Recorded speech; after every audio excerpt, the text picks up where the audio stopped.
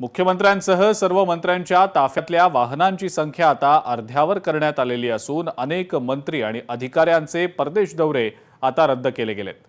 अत्यावश्यक सोडून विशेष विमान आणि हेलिकॉप्टर दौरे नकोत, शिवाय बैठका व्हिडिओ कॉन्फरन्सिंगच्या माध्यमातून करा अशा सूचना मुख्यमंत्र्यांनी आता केलेल्या आहेत।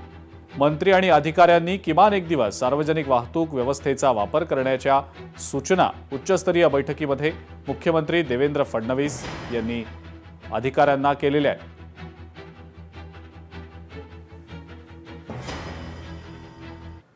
पंतप्रधान मोदींनी इंधन बचतीबाबत देशवासियांना केलेल्या आवाहनाला सत्ताधारी नेत्यांनी सकारात्मक प्रतिसाद दिल्याचं पाहायला मिळतंय। स्वतः पंतप्रधान मोदींनी त्यांच्या सुरक्षा ताफ्यातल्या वाहनांच्या संख्येमध्ये घट केलेली आहे।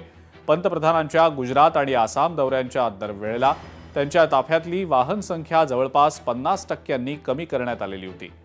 उपमुख्यमंत्री एकनाथ शिंदेंनी ठाणे ते मुंबई इलेक्ट्रिक व्हेकलने प्रवास केला, तर पंतप्रधान मोदींनी केलेल्या आवाहनाला प्रतिसाद देत आपण स्वतः वाहन ताफ्यामध्ये कपात केल्याची माहिती परिवहन मंत्री प्रताप सरनाईक यांनी दिलेली आहे।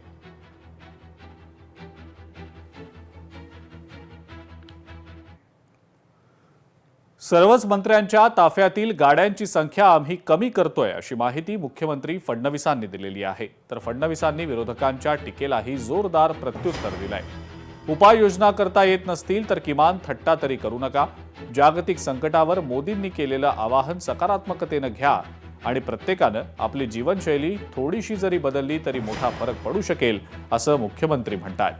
तर मोदींनी राष्ट्रहितासाठी आवाहन केलंय, आपण त्याला योग्य प्रतिसाद दिला पाहिजे असंही उपमुख्यमंत्री एकनाथ शिंदे यांनी म्हटलेलं आहे की ज्यावेळी वैश्विक संकटाची परिस्थिती असते त्यावेळी जर देशाच्या प्रधानमंत्री महोदयांनी काही उपाययोजना सांगितल्या तर त्या उपाययोजना तुम्हाला करता येत नसतील तर किमान थट्टा मस्करी तरी करू नका।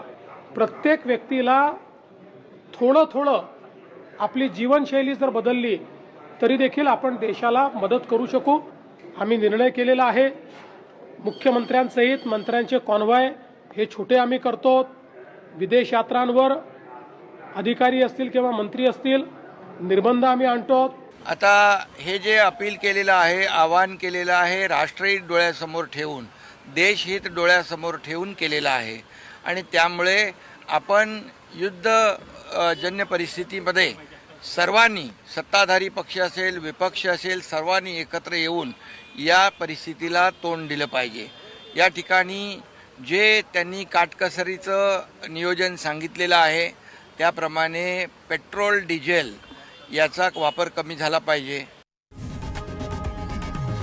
लोकशाही मराठी ऐका, पहा, जागरूक रहा।